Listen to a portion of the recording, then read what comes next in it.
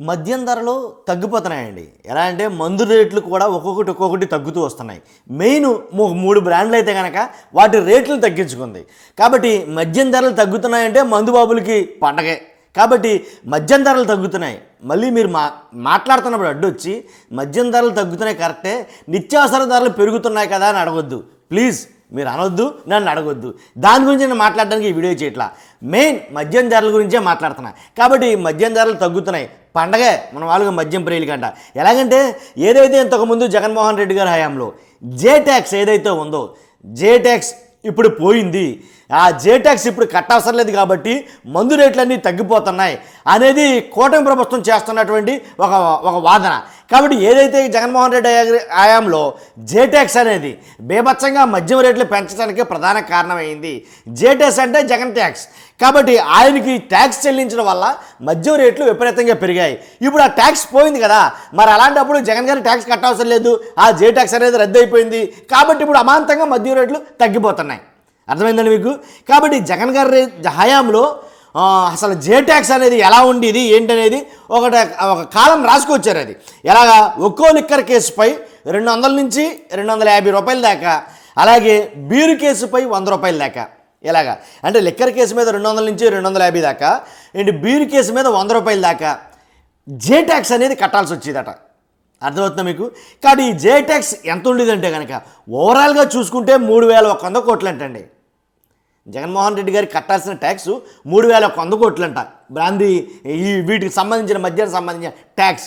కాబట్టి అవి మొత్తం లేదు కాబట్టి కూటమి ప్రభుత్వ హయాంలో అలాంటి ట్యాక్స్ ఏమీ లేదు కాబట్టి అందుగురించే మద్యం ధరలు తగ్గుతున్నాయి అనేది కూటమి ప్రభుత్వం వాళ్ళు చెప్తున్నారు. అలాగే కొన్ని పత్రికలు కూడా రాస్తున్నాయి అలాగని.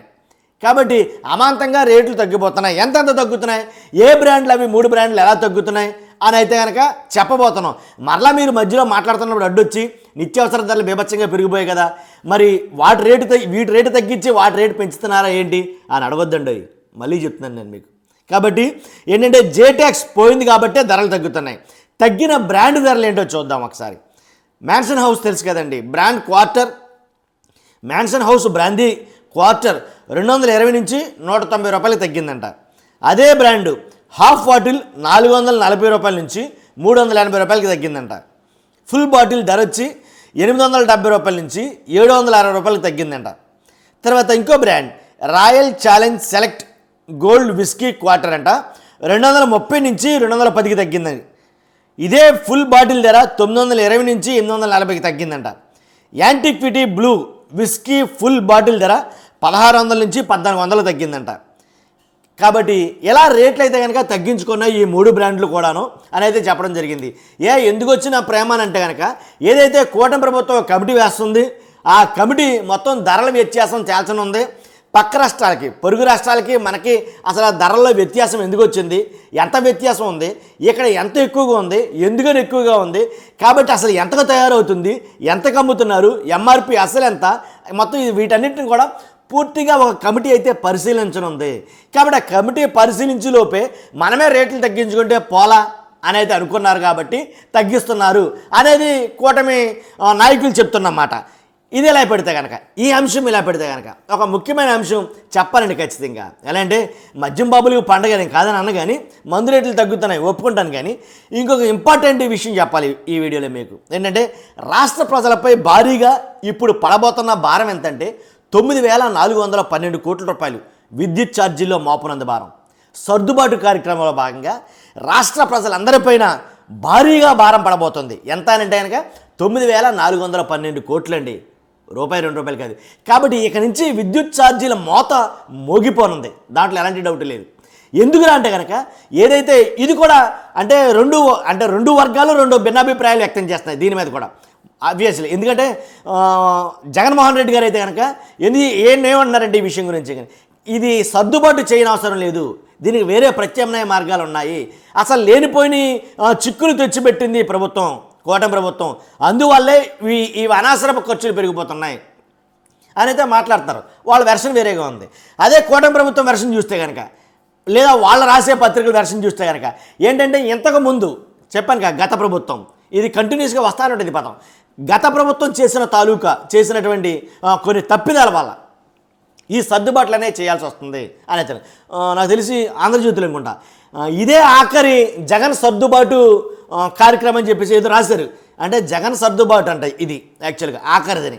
కాబట్టి ఎవరికి తోచింది వాళ్ళు, అంటే ప్రజల మీద మోపే భారాన్ని గత ప్రభుత్వం వీళ్ళు లేదు వీళ్ళ చేస్తున్న తప్పిదాలని చెప్పేసి వైసీపీ ఏంటనేది ప్రతి ఒక్కరికి తెలుసండి. ఎందుకంటే ఏదో అనుకుంటారు జనాలకి ఏం తెలియదని, కానీ ప్రజలకు ప్రతిదీ తెలుసు. దేనివల్ల ఛార్జీలు పెరుగుతున్నాయి, దేనికోసం ఛార్జీలు పెంచుతున్నారు, దేన్ని వేటిని తగ్గించడం కోసం ఛార్జీలు పెంచుతున్నారు. కాబట్టి రాష్ట్రంలో ఏం జరుగుతుందో ప్రతిదీ చాలా నిశ్చితంగా పరిశీలిస్తారండి ప్రజలు. కాబట్టి విజ్ఞత కలిగిన వాళ్ళకి ఎవరు ఏం చెప్పనవసరంలా, ఏది ఒప్పో ఏది తప్పో, ఏది మంచో ఏది చెడు. కాబట్టి రాష్ట్ర ప్రజలపై పడుతున్న ఈ 9,412 కోట్లు ఎలా సరుతారు అని అంటే కనుక మినిమం యూనిట్కి వచ్చి ₹2 పైచిలుకు చిల్లర, ₹2 చిల్లర పైచిలుకు అయితే కనుక యూనిట్కి వచ్చి యాడ్ చేయనున్నారు.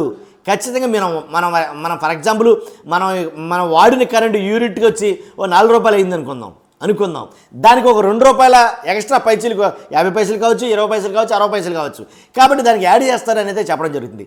కాబట్టి ఖచ్చితంగా కరెంటు ఛార్జీలు అయితే కనుక మోత మోగిపోనున్నాయండి, మామూలుగా కాదు ఏంటి. ఎలాంటి మోత అంటే కనుక చెప్తానుగా, యూనిట్కి వచ్చే అంత పెరిగితే కనుక, ఒక యూనిట్కి వచ్చి ₹2 పైసలు పెరిగితే కనుక ఒక 100 యూనిట్లు వచ్చేవాళ్ళంటారు, 200 యూనిట్లు, 300 యూనిట్లు, ఇలాగా మనం మామూలు కాదు అసలు. వేలల్లో బిల్లు వచ్చినా సరే ఆశ్చర్యపోను అసలు. దానికి తోడు నేను ఇంకో వార్త చూసా ఏంటంటే, కరెంటు ఏదైతే ఫ్యాక్టరీలకు ఉందో ఫ్యాక్టరీలకు కూడా కరెంటు ఛార్జీలు, విద్యుత్ ఛార్జీలు పెరగనున్నాయి అని అయితే మాట్లాడుతున్నారు. ఎందుకురా అంటే కనుక చెప్తున్నారుగా, డిస్కమ్ ఛార్జీలు అని, ఆ ఛార్జీలు అని, ఈ ఛార్జీలు అని, సర్ ఛార్జీలు అని, ఇవన్నీ వేసి తడికి మోపుడైతే కనుక కాబోతున్నాయి. కాబట్టి కరెంటు ఛార్జీలు తగ్గిస్తామన్న ప్రభుత్వం, కోట ప్రభుత్వం తగ్గిస్తానందండి వాస్తవంగా. కరెంటు ఛార్జీలు జగన్మోహన్ రెడ్డి గారి హయాంలో 6 times ఎంతో పెంచారు. కాబట్టి మా కోటమి ప్రభుత్వంలో అలాంటి పరిస్థితి ఏర్పడదు. రూపాయి సింగిల్ NP నయా పైసా కూడా ఎట్టి పరిస్థితుల్లో పెంచం అని కూటమి ఎన్నికలకు ముందు చాలా వాగ్దానాలు చేశారు, హామీలు ఇచ్చారు, చాలా మాటలైతే చెప్పారు వాస్తవంగా. ఇది రికార్డెడ్గా ఉన్న వీడియోలే. కాబట్టి అలాంటప్పుడు ఎందుకు పెంచుతున్నారు అని సామాన్య ప్రజలు అడుగుతున్నారు. కాబట్టి ఎందుకు పెంచాల్సి వచ్చిందంటే భారం ఉంది, భారం ఉండని ఏమైనా ఉండని, దీన్ని వేరే దాని మీద సర్దుకోవాలి తప్ప వేరే దాని మీద అంటే మళ్ళీ తిరిగి ప్రజల మీద పడతాయి. కాబట్టి ఎలాగైనా సరే కరెంట్ ఛార్జీలు అనేది పెంచకూడదు అనేది కనుక చెప్పడం జరిగింది. కాబట్టి ఇలాగ పెంచిన ఛార్జీలు మరలా ప్రజల మీద పడుతుందోటే, అదనపు భారం పడుతుందోటే ప్రజలు కొంచెం భారీగా ఇబ్బంది పడబోతున్నారు, ఎలాంటి డౌట్ లేదు దీంట్లో. కాబట్టి తగ్గిన మందు ధరలను చూసి సంతోషించాలా, లేదా పెరిగిన ఏదైతే కరెంటు ఛార్జీల గురించి, పెరగబోతున్న కరెంట్ ఛార్జీల గురించి, యూనిట్కే ₹2 పైచీల కంటే బాబు ఎంత అవుతుందో బిల్లు. కాబట్టి దాన్ని చూసి భయపడాలా, దేన్ని చూసి భయపడాలి? ఏది అవసరం రాష్ట్ర ప్రజలకి? తగ్గుతున్న మందు ధరలు అవసరమా, పెరుగుతున్న కరెంటు ధరలు అవసరమా, లేదా నిత్యావసర ధరలు అవసరమా? ఏంటి దేని మీద అయితే కనుక ప్రభుత్వం ప్రత్యేక దృష్టి పెట్టాలి, దేన్ని తగ్గించాలి, దేన్ని పెంచాలి ప్రభుత్వం అనేది. విజ్ఞత కలిగిన సబ్స్క్రైబర్లు ఉన్నారు, అంతే విజ్ఞత కలిగిన ప్రజలు ఉన్నారు. వాళ్ళందరూ చూస్తున్నారు, వాళ్ళందరూ వింటున్నారు, వాళ్ళందరూ మాట్లాడుకుంటున్నారు ఆల్రెడీ. కాబట్టి వాళ్ళ మాటలు పక్కన పెడితే కనుక మీరేం మాట్లాడబోతున్నారు, మీ అభిప్రాయం ఏంటి ఈ వీడియో మీద? నేను చెప్పింది క్లియర్ కట్గా మీకు అర్థమైందని నేను అనుకుంటున్నా. అర్థమైతే కామెంట్ చేయండి. ఏది ఇంపార్టెంట్ ప్రజలకి, ఏది అవసరం. కాబట్టి ఖచ్చితంగా మీరు బాధ్యతగా ఫస్ట్ అయితే లైక్ చేయండి, ఎందుకంటే ఎక్కువ మందికి చేరాలి ఎలాంటి విషయాలు, ఖచ్చితంగా ప్రజలందరికీ తెలియాలి. కాబట్టి మీరు అంతే బాధ్యతగా లైక్ చేయండి. మీరు లైక్ చేస్తేనే ఎక్కువ మందికి వీడియో షేర్ అవుతుంది. మర్చిపోదు, కొత్తగా మన ఛానల్ చూస్తే పక్కగా సబ్స్క్రైబ్ చేయండి. ప్రజల సమస్యల మీద మాత్రమే మన వీడియోలు ఉంటాయి, పార్టీలకు అతీతంగా మన వీడియోలు ఉంటాయి, ఎలాంటి డౌట్ లేదు. కాబట్టి పక్కగా మీరు సబ్స్క్రైబ్ చేసుకోవచ్చు. అంతేకాదు మీ అభిప్రాయాన్ని మాత్రం కామెంట్ రూపంలో తెలియజేయడం మాత్రం మర్చిపోవద్దు. Thank you very much.